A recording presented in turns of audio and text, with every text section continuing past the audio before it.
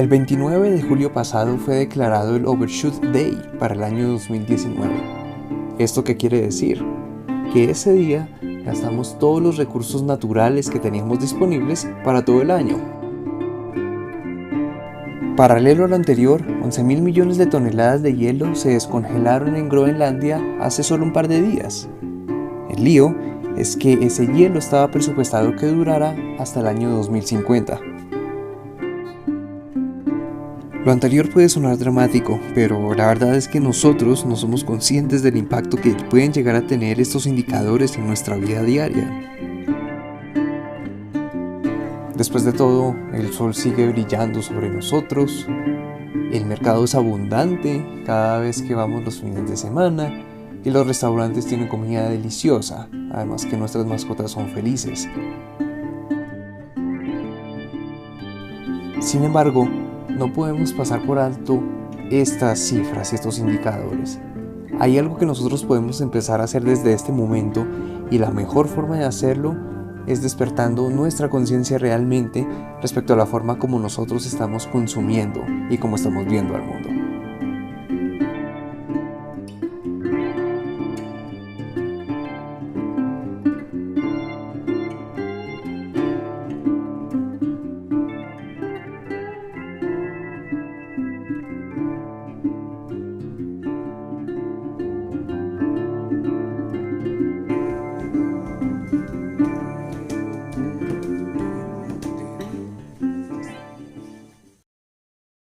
Cada día nosotros somos bombardeados con toda clase de estímulos que buscan que tomemos ciertas decisiones, no necesariamente de compra.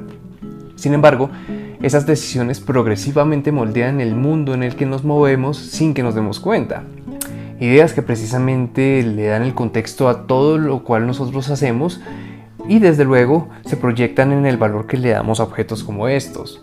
De pronto nosotros en algún punto dado pensamos que es de dominio público, pero la realidad es que las personas en buena medida están marchando por la vida sin tener idea de cómo es que hoy en día las corporaciones, las marcas, los políticos utilizan las comunicaciones para cambiar la perspectiva de ellos respecto a algo en específico. Esta es la motivación básicamente del canal. Para esto nació hacer masivo este conocimiento para que más personas estén empoderadas y puedan decidir mejor, o al menos tener una duda razonable. Hoy vamos a mirar desde luego la influencia que está teniendo la internet sobre nuestros cerebros. Este tema lo quise poner de introducción porque la parte digital es algo que está presente de forma permanente en nuestras vidas, o al menos permanente mientras que uno tenga un computador o un celular. Miremos por ejemplo nuestras cuentas de Facebook o de Instagram. En ellas nosotros vemos que la información después de un tiempo empieza a tener cierto perfil que antes no tenía cuando recién empezamos. Puede sonar como paranoia, pero basta que ustedes miren su Instagram y lo comparen con el Instagram de otro amigo. Vamos a mirar qué tan parecidos pueden ser. La influencia de los medios digitales en nosotros es tal que hoy en día tienen el poder de poner gobernantes, de quitar sistemas políticos y de hacer que marcas desconocidas crezcan y suban en popularidad como la espuma. De esto a lo mejor nosotros no nos damos cuenta. Esto lo podemos ver por ejemplo en el documental Nada es privado sobre Cambridge Analytica, que está disponible en Netflix, al menos de momento. En el documental se aborda cómo Cambridge Analytica utilizó la información de cientos de miles de norteamericanos con el fin de persuadir su decisión de voto durante las pasadas elecciones entre Donald Trump y Hillary Clinton. Lo interesante es la gran cantidad de información que ellos tienen a disposición, en especial cuando se juntan, como lo hicieron con Facebook, y cómo a partir de esos datos pueden llegar a identificar personas indecisas, personas que no tienen claro todavía su voto, para enviarles toda una serie de comunicaciones y así hacer que su percepción sobre alguno de los dos candidatos mejore o empeore. Resultado, Trump quedó presidente. Esto mismo el documental lo aborda con otros movimientos políticos a nivel mundial, como el Brexit. Esto sin duda nos llega a cuestionar qué es lo que nosotros percibimos como realidad. Realidad que de hecho se construye cada vez que le damos like a algo, subimos una foto, ponemos un geolink y que después es tomada por las empresas especializadas para crear un arquetipo de cada uno de nosotros y personalizar las comunicaciones. Esto es sumamente útil, por ejemplo, cuando uno está haciendo estrategias de marca. Las marcas que nosotros vimos todos los días en realidad están dotadas de una personalidad propia. Pensemos, por ejemplo, en las siguientes marcas: McDonald's, Nike, ETV, Canal RCN, Caracol, Cine Colombia o, por qué no, el Centro Democrático. Piensen en cada una de estas marcas y vean lo difícil que es separarlas de un atributo estrictamente humano. Esto pues del mercadeo se sabe desde hace mucho, pero nosotros como consumidores no lo llegamos a racionalizar nunca. En la era digital estos cambios son aún más sutiles, pues la forma como nosotros consumimos en redes varía mucho de cómo lo hacemos en la calle. De hecho, la forma como nosotros consumimos en redes afecta totalmente la forma como llegamos a procesar la información. Uno de los libros que me llevó a hacer este video es Lo que la Internet le está haciendo a nuestros cerebros, de Nicholas Carr. Un libro que precisamente explora cómo es que el cerebro se ha ido moldeando a lo que los medios digitales le ofrecen. ¿Ventajas? Claro, hay bastantes. Una de ellas es que hoy en día tenemos la habilidad de consumir grandes cantidades de información en fracciones de tiempo.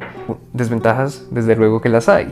Algunas, por ejemplo, como la dificultad de analizar un texto a profundidad o la capacidad de retener información. La memoria humana no funciona igual que la memoria de un computador, por lo cual siempre va a ser incorrecto que nos dirijamos al cerebro como una máquina.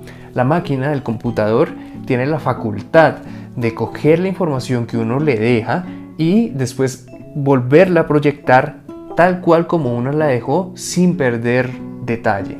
Nuestro cerebro, por otro lado, en medio de que es sumamente complejo, está lejos de esa perfección. En realidad, cuando nosotros estamos recordando algo, estamos recordando cómo recordamos ese algo la última vez. Poniendo a Neurón como ejemplo, Neurón usará esos conocimientos con el fin de volver a hacer, por ejemplo, plátanos fritos, leer alguna novela, encender el televisor o desde luego estar con amigos. Lo cierto es que la internet nos facilite mucho precisamente la forma como nosotros estamos llegando a almacenar esos recuerdos. De aquí que quiero extraer uno de los pasajes que más me llamó la atención del libro. Para que la memoria persista, la información debe ser procesada a profundidad. Esto se logra en la medida que la nueva información se asocie con conocimiento ya establecido en la memoria. Esto requiere bastante concentración, ayudándonos también de la repetición o de un estímulo intelectual o emocional muy fuerte. Si nosotros no somos capaces de completar este proceso, la información solamente va a quedar en nuestro cerebro el periodo de tiempo en que las neuronas que tienen esa información estén activas o cargadas eléctricamente. Si nosotros no terminamos de leer un artículo y ya pasamos al otro, a otro, después respondemos una notificación de WhatsApp, una llamada y 3 correos electrónicos, lo más seguro es que de toda esa información nosotros vamos a retener realmente una fracción de todo lo que hayamos visto. Hago la claridad de que no todos los cerebros funcionan igual. Sin embargo, en términos generales, esta ecuación aplica a la gran mayoría de cerebros. Por lo tanto, es sumamente importante que nosotros, después de leer un texto, hagamos aunque sea una pequeña pausa para poderlo interiorizar. Con eso le damos la oportunidad al cerebro de que asocie ese concepto con otros conceptos que el cerebro ya tenga y le dé un contexto. Cosa que es deseable que tenga un sistema educativo, donde por ejemplo el aprendizaje se puede potenciar en la medida que los niños o el estudiante vea cómo es que esa información ensambla en algún punto con la vida real. Eso, por ejemplo, facilitaría el aprendizaje de las matemáticas, que nosotros al no verlas realmente ligadas al mundo real, perdemos interés. Sin el contexto, si no le facilitamos las cosas al cerebro, que de hecho es un órgano sumamente perezoso, lo más seguro es que nosotros seamos un océano de conocimiento de 1 centímetro de profundidad. Lo que debemos procurar es no sobrecargar a nuestro cerebro con estímulos. Inclusive, cuando uno está creando el hábito de lectura, una de las cosas que uno puede hacer para empezar es terminar de leer un libro, dejar un tiempo de espera, puede ser un día o medio día, antes de empezar el siguiente. Con eso nosotros le damos al cerebro tiempo para que procese algo de la información y que al cabo de un tiempo tengamos todavía al menos la idea principal.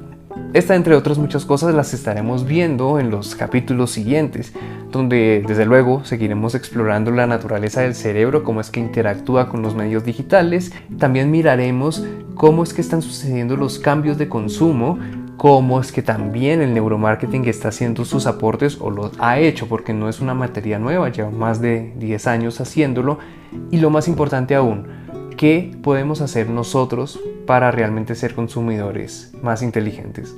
No olviden seguirme en redes sociales. En Instagram van a encontrar algo más personal sobre mí, así como mini reseñas de libros. Este año me propuse leer 30, espero lograrlo. También, si me quieren invitar a una cerveza, pueden ir a mi cuenta en Patreon. El link lo dejo en la descripción de este video. Un abrazo y pásenla bien. Chao.